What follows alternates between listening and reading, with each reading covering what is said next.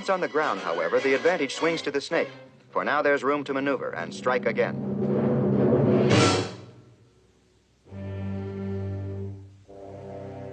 Again, this has become a situation requiring teamwork, and help arrives when her mate comes on the scene.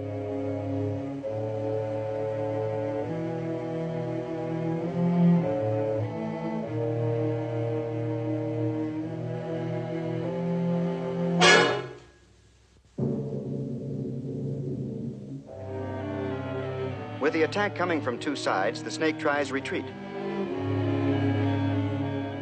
This unheard-of tactic rouses the jaguar to a new pitch of resentment. He's determined to see this through to a decision. And this monster is not going to be the one that got away, not if he can help it.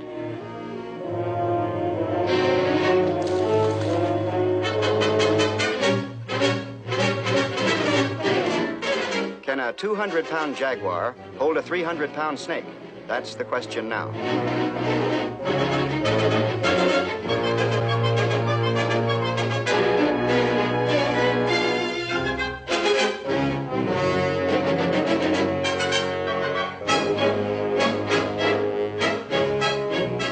The power of the reptile finally prevails, and now the battle moves to an element the snake likes better.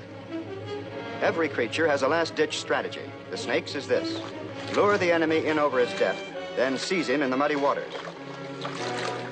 Most creatures would see the danger developing and think twice before stepping into the trap, but not the jaguar. He doesn't care about danger. His blood is up, and he means business, and so he goes after the giant reptile.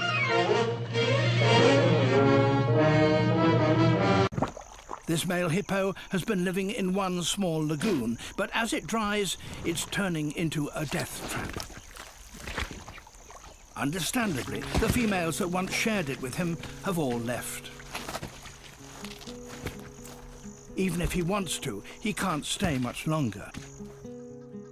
He needs water to keep cool and females to mate with. This bend is controlled by an all-powerful male. Since the drought, many more females have joined his herd. They are happy to live cheek by jowl, but any male who comes here in the hope of mating must first defeat the overlord. The wandering male arrives and has a decision to make: submit or fight.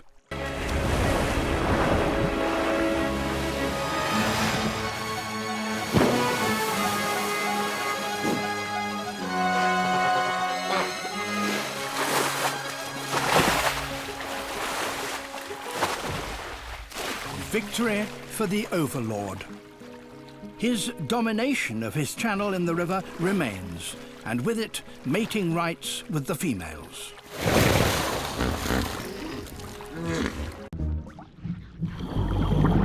After a night of grazing on land, these hippos return to spend the daylight hours in the cooling waters, and the barbel come to meet them. Soon, each hippo is trailed by a shoal of fish, waiting for their breakfast. Hippo droppings. But it's not just the hippo's dung the fish are interested in. When the hippos reach one particular spot in the pool, they stand still and wait, and the fish start to clean them, removing ticks and parasites and other tasty morsels. To the fish, the hippos are a mobile cafeteria. The hippos seem to be enjoying the sensation. The only thing that interrupts the feast is the need to take an occasional breath. Cleaning the hippo's skin was just the hors d'oeuvre. Now it's time for the main course.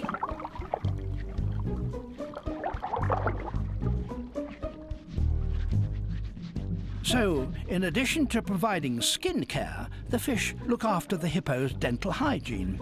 It's an arrangement that suits both parties. But perhaps it's the fish that are the overall winners. For thanks to the hippos, they are able to feed on the abundant vegetation that would otherwise be beyond their reach, growing around their pool on land. a mud skipper, a fish that spends most of its life out of the sea. It can walk on land and breathe air. So what's made this upheaval worthwhile? The answer lies in the mud. As the tide retreats, it exposes mud flats. Sunlight hits the rich silt, and tiny plants and animals flourish there. All food for a mudskipper. But life on land is not without problems. It's hard work to find a mate. Jumping high above the mud will get you noticed. With eyes perched on the top of their heads, the mudskippers keep a lookout for both friend and foe. And males fight those who intrude on their territory. For this smaller species, a better option is to retreat underground. So he digs himself a tunnel down into the mud.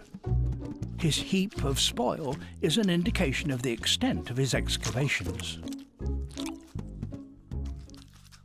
The tunnel is more than a refuge from the sun. It serves another very important purpose, the walls of which are lined with eggs.